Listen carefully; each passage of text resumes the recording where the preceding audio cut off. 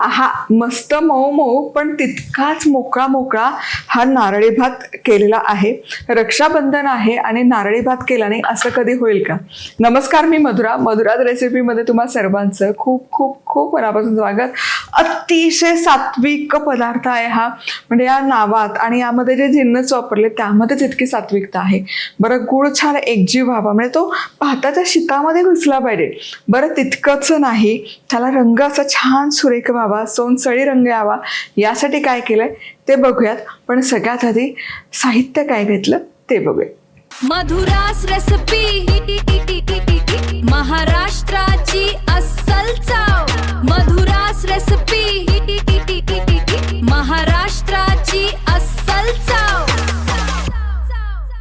चला तर मग रेसिपी सुरू करूया. तर सगळ्यात आधी साजूक तूप, आणि साजूक तूप छान गरम झालं की यामध्ये थोडेसे खडे मसाले, ज्यामध्ये लवंगा, दालचिनी आणि वेलदोडा. आता हे मिसळायचे.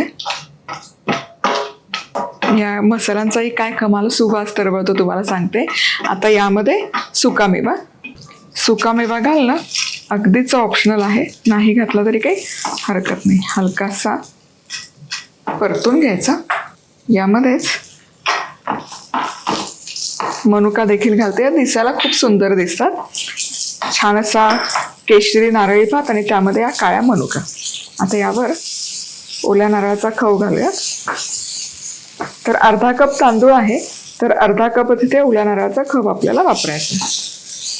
चांगला मिसळायचा. आता हा खव आपल्याला करपवायचा वगैरे नाही, अगदी मंद आचेवर परतून घ्यायचा. आता यामध्ये काय केलं, अर्धा कप आंबेमोहर मी घेतला, सुवासिक असतो म्हणून, आणि तो फक्त स्वच्छ धुवून घेतलाय, भिजत घालायची गरज नाही. तुम्ही दुसरा कुठलाही म्हणजे बासमती घेतला तरी चालेल, तुकडा, इंद्रायणी, आवडीप्रमाणे तांदूळ घेऊ शकता. आता नारळ बघा हलका सुका सुका झालाय, रंग फार बदलला नाहीये. यामध्ये हा धुवून घेतलेला तांदूळ मिसळायचा आणि चांगला 4-5 मिनिटं परतून द्यायचं. आता इथे अर्धा कप तांदूळ आहे, तर एक बाजूला 1.25 कप बरोबर पाणी गरम करायला ठेवलं.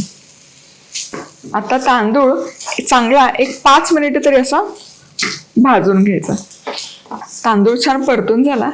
हे बघा, नारळाचा तांदूळाचा रंग बदलला नाही, पण ते छान खुटखुटीत असं परतवून घेतलं.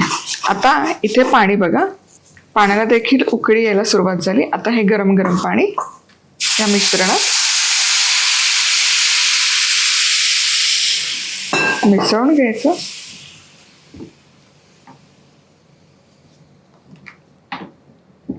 मस्त. आता यावर झाकण ठेवूयात. अगदी मंद आचेवर हा भात आता शिजवायला ठेवायचा. आणि इकडे बाजूला जे पातेलं आपण घेतलं होतं याचं पाणी गरम करायला, त्यामध्येच अर्धा कप गूळ आणि 1/2 कप पाणी घालूयात. गॅस सुरू करते. पाक वगैरे करायचं नाहीये, फक्त गूळ आपल्याला विरघळवून घ्यायचं. हे बघा, गुळाचं फक्त आपल्याला पाणी तयार करायचं, पाक वगैरे नाही करायची. आता भात कुठपर्यंत शिजवायचं, यातलं जे पाणी आहे ते पूर्ण शोषून घेईपर्यंत भात आपल्याला शिजवून घ्यायचं. चला, भात इथे शिजतोय तोवर हे बघा, गुळाचं पाणी देखील तयार आहे. गुळ छान विरघळला, खडे देखील मोडले गेलेत. चला, आता हे बघा, यामध्ये ना भात आपण जो शिजायला ठेवला होता नारळाचा खो घालून, यातलं पाणी छान मुरलंय आणि भात जवळपास शिजायला आला आहे. वा. आता आपल्याला काय करायचं, यामध्ये हे जे गुळाचं पाणी आपण करून घेतलं हे पाणी घालून घ्यायचं, म्हणजे या नारळी भातात गुळाची चव छान उतरते. आणि हे गाळून घाला. हे बघा, हे असं यामध्ये थोडंसं खडे असतातच गुळामध्ये, त्यामुळे पाणी असं गाळून घ्यायचं. यामध्ये वेलदोड्याची पूड आणि थोडंसं जायफळ किसून घालायचं. मस्त. आता हे चिमूटभर मीठही घालूयात. तर हे मिश्रण चांगलं मिसळूयात.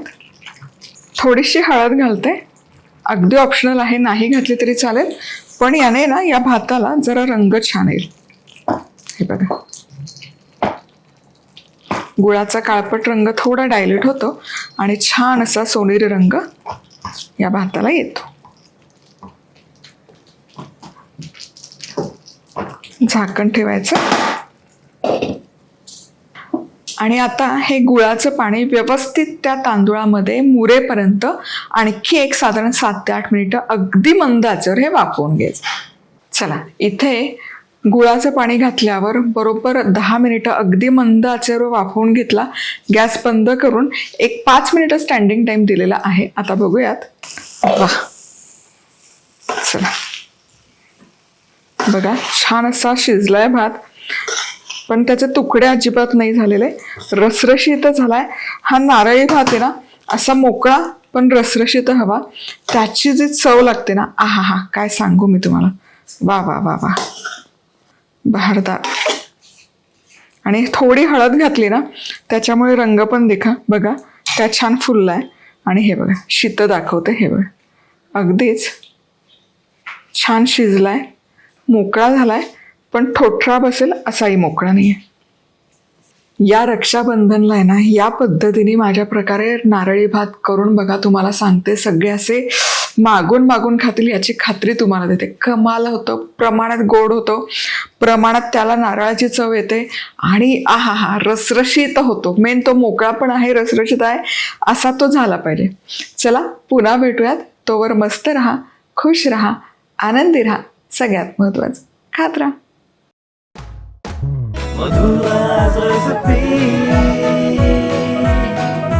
मधुराज रेसिपी, महाराष्ट्राची अस्सल चव.